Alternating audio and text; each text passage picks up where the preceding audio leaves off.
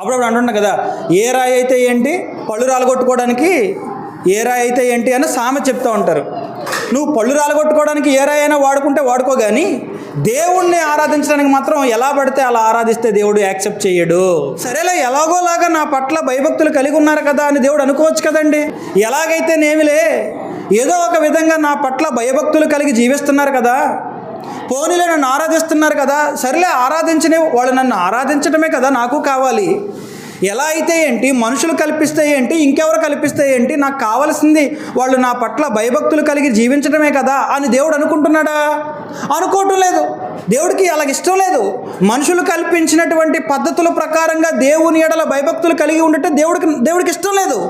ఆయనకి నచ్చట్లేదు. ఎందుకు నచ్చట్లేదంటే, ఆయన పట్ల ఎలా భయభక్తులు కలిగి మనం ఉండాలో ఆయన దగ్గర అంటూ ఒక పద్ధతి ఉంది, ఆయనకంటూ ఒక క్లారిటీ ఉంది, ఆయనకంటూ ఒక విధానం ఉంది.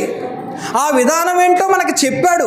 ఆ చెప్పిన విధానాన్ని మనం తెలుసుకొని ఆయన ఇష్టపడే, ఆయన నిర్ణయించిన, ఆయన నియమించిన ఆ పద్ధతిలో, ఆ విధానంలో ఆయన పట్ల మనం భయభక్తులు కలిగి ఉండాలి తప్ప మనుషులు కల్పించిన వాటిని తీసుకొని వచ్చి వాటి ప్రకారంగా దేవుని దగ్గర భయభక్తులు కలిగి ఉంటే దేవునికి నచ్చదు. నాకొద్దు అంటున్నాడు.